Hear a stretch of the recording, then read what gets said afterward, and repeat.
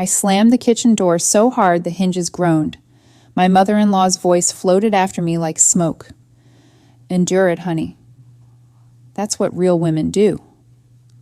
I stood there, fists white, watching her twirl my ruby ring, the one I'd bought with my first big paycheck, on her finger like she'd worn it for decades.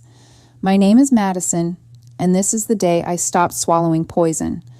The ring caught the light every time she waved her hand, red fire flashing like a warning. I'd hidden it in the lining of my winter coat, planning to surprise Ethan on our 5th anniversary. 2 hours earlier, I'd walked into the living room for Sunday brunch, and there it was, on her, Gloria, my mother-in-law. She lifted her mimosa, letting the ruby wink at everyone around the table. "Oh, Madison, there you are," she sang, patting the seat beside her. "I was just telling the girls how sweet you've been, letting me wear this little treasure." My plate slipped from my fingers. Eggs splattered across the hardwood. Ethan looked up from his phone. "Mads, you good?" I opened my mouth, but Gloria was already spinning her tale. "She pressed it into my hand yesterday," Gloria said, admiring the stone. Said, "Mom, you've had such a hard year. Let this cheer you up." The table went dead quiet. Ethan's sister, Paige, smirked into her coffee. Even the kids stopped swinging their legs. I started. Gloria's eyes welled up on command. "Madison," she whispered, voice trembling, "how could you deny a gift?" "In front of your own family," Ethan frowned.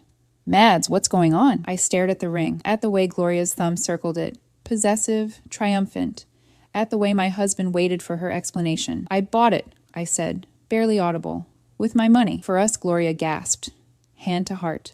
The ruby flashed again. "Ethan," she cried, "she's accusing me of theft." Paige snorted. "It's a ring, Madison. Get over it." Ethan rubbed his neck. "Madison, apologize. You're stressing Mom out." I laughed, a sharp, ugly sound that cut the air. "Apologize? For my ring?" Gloria clutched her chest. "I feel faint." She swayed. Actually swayed. Ethan jumped up, caught her, glared at me. "Enough! You're ruining brunch." I looked at him, the man who once carried me across a muddy field so my shoes wouldn't get ruined, now cradling his mother like she was the victim. "Ruining brunch?" My voice cracked. "No, Ethan, I'm done ruining my life for you." I shoved back my chair. It screeched across the floor. The ruby stayed on her finger. I drove until the road blurred, ended up at the riverbank where Ethan proposed, sat on the rocks in my church dress, cried until my ribs ached.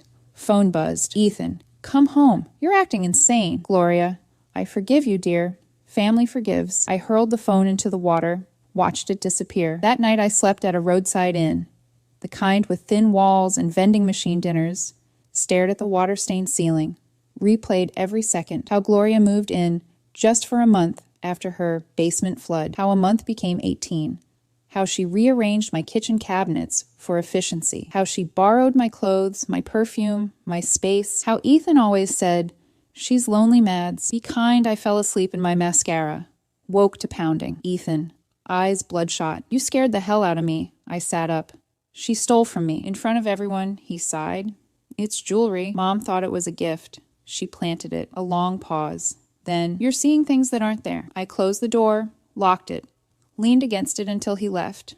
Morning. I went home for clothes. Ethan at work, Gloria in my kitchen, wearing my apron, my slippers, flipping pancakes like she owned the place. "Sleep well?" she asked, not turning. I ignored her. Headed upstairs. Closet half empty. Dresses gone. Shoes missing. Jewelry box. Bare. Gloria appeared in the doorway, arms crossed, smiling. "Spring cleaning," she said. "You left. Figured you didn't need the clutter." My wedding dress hung in the back, hem shredded, beading ripped. "For crafts," she added. I lunged. She sidestepped, laughed. "Ethan said you'd be emotional." I packed one bag. Downstairs, she was on the phone. "Yes, doctor. Anxiety. Possible delusions." I wasn't crazy. I left. Door shut softly behind me, like the end of a chapter. Weeks melted. I crashed on my friend Leah's couch, applied for jobs, got ghosted. Then the messages started. Unknown, liar, unknown, thief, unknown. Stay away from Ethan. Burner numbers. I blocked. They found the new one. Gloria launched a Facebook page. Graceful Gloria. First post. Our cozy home. Finally peaceful. Photos of my living room, my candles, my face cropped out. Comments flooded. "You deserve happiness, Gloria. Some people don't know gratitude." Our friends liked it. Job interview for event coordinator. Manager hesitated. We got an email. Said you're unreliable. Dramatic, I didn't get the call back. Gloria showed up at Leah's with lasagna. Leah blocked the door. Get out. Gloria smiled. Just being neighborly. Left the dish. We fed it to the stray cat. The cruelty escalated. My car keyed. Homewrecker in white paint. Tires slashed. Police came. Gloria had an alibi. Book club. No charges. I got a barista job, night shifts, burned milk, and forced smiles. Gloria walked in, ordered a complicated latte, sent it back 4 times, left no tip, wrote on the cup, bitter like you. Manager pulled me aside. We can't have upset customers, Madison. I quit. She called my mom, told her I was using, sleeping around, draining Ethan's accounts. Mom cried on the phone. Baby, tell me it's not true. I sobbed. It's not. She believed me. Sort of. One night I came home to Leah's. Door ajar, inside, clothes shredded, photos burned, laptop smashed, mirror lipstick. You're nothing. Leah trembled. She said she was your aunt. Police report. Gloria. Madison gave me a key months ago. Nothing happened. I moved to a studio. Deadbolts, chain, alarm. She still found me. Left presents. Childhood Teddy. Eyes gouged. High school yearbook. My face scratched out. I stopped answering the door. Ethan filed for divorce. On our anniversary. Served at the studio. Grounds. Desertion. I laughed until I dry heaved. Gloria threw a new chapter brunch. Live streamed. Ethan smiling. Gloria wearing my ruby as a pendant. Some jewels shine brighter on the right neck. I watched on mute. Hands over my mouth. I got sick. Fever. Cough that rattled my bones. ER bill. $4,200. No insurance. Gloria paid it. Sent the receipt. Can't have you dying. The game would end. Autumn came fast. Evicted. Car repossessed. Slept in a shelter. Shared bathroom with strangers. One night, rain hammering the tin roof. I wrote on a napkin, to whoever finds this, I endured. It broke me. Left it on the windowsill. Closed my eyes. Tap on the glass. A woman. Hood up. Kind eyes. Madison Whitaker? I nodded. She opened the door. I'm Nora, your cousin. The one they pretend doesn't exist. She handed me soup. Hot. Real. I've been waiting for you to fight back. She took me to her apartment. Small. Safe. Gave me a bed, a shower, a mirror. I didn't recognize the skeleton staring back. Nora sat me down. Gloria destroyed my mom, took her house, her sanity. She opened a safe, files, photos, recordings, everything. Decades of it. I touched the papers like they were gold. Why now? Nora's eyes hardened. Because you're still breathing. We didn't sleep for weeks after that. Turned her spare room into a command center.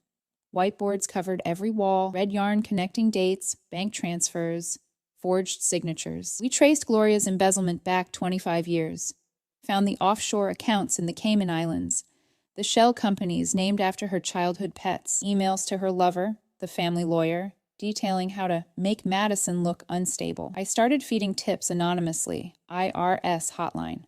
Local reporter who'd been circling Gloria's rags to riches story. But it wasn't enough. I needed her to feel hunted. I got the country club job.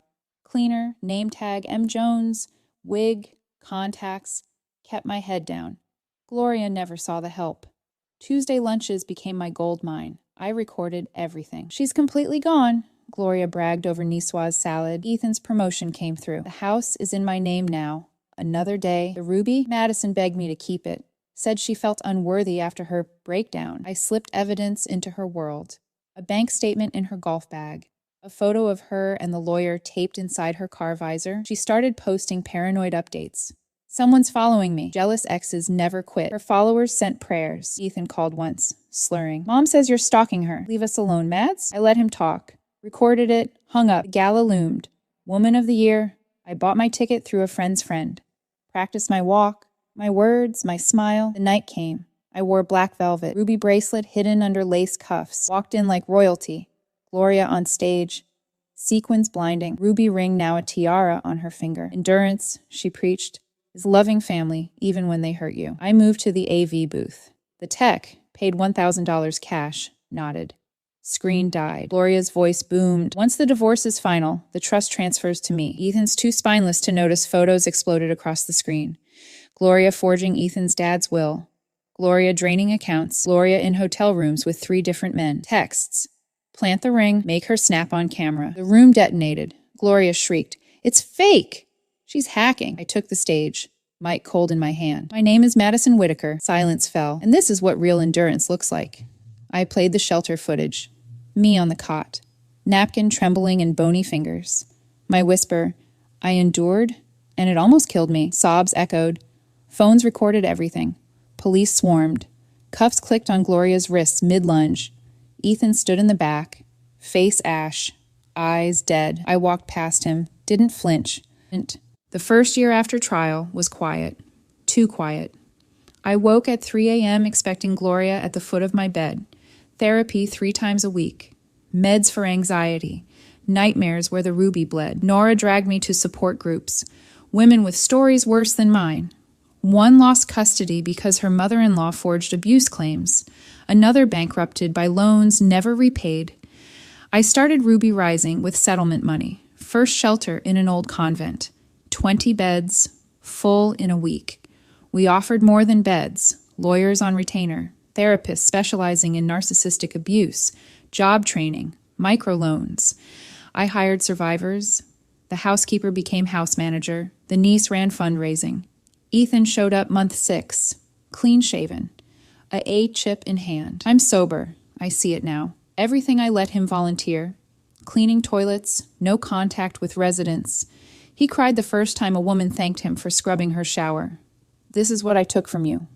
Gloria appealed. Lost. Appealed again. Judge threw it out with prejudice. Prison interviews leaked. Gloria claiming political persecution. No one bought it. Year 2. Ruby Rising expanded. 3 houses, mobile legal unit, app connecting survivors nationwide. I spoke at conferences. Endurance isn't silence. It's evidence, standing ovations.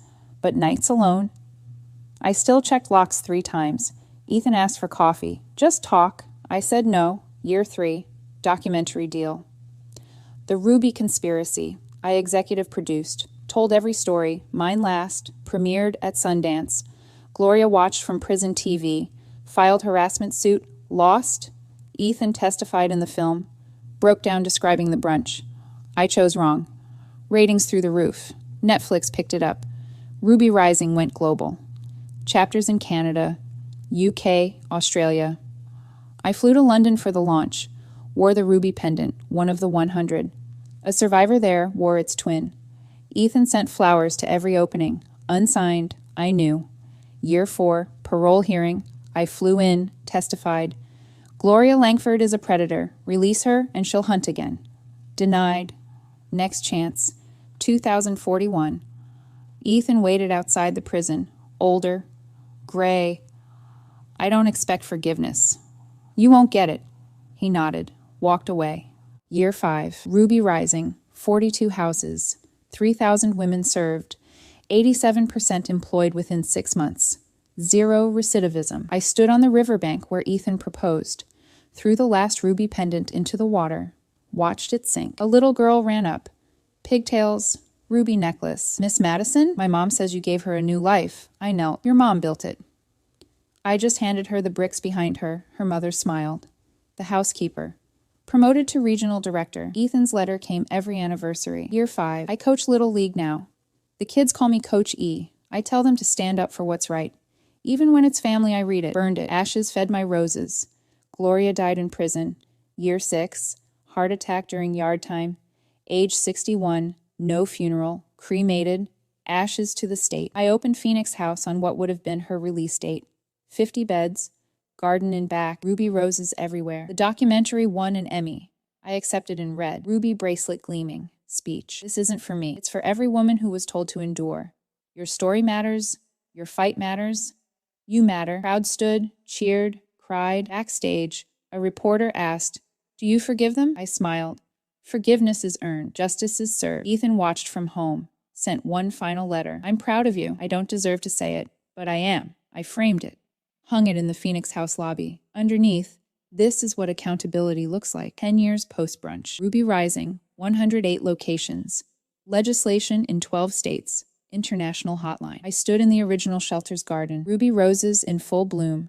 A new resident approached. Shy, black eye fading. I endured.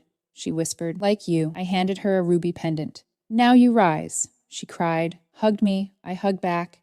the circle complete. What would you do if this happened to you? Tell me in the comments. Thank you for watching The Wordy Revenge. If this story touched your heart, don't forget to like, share, and subscribe for more tales of betrayal, justice, and redemption. Until next time, stay strong and never stop believing in your truth.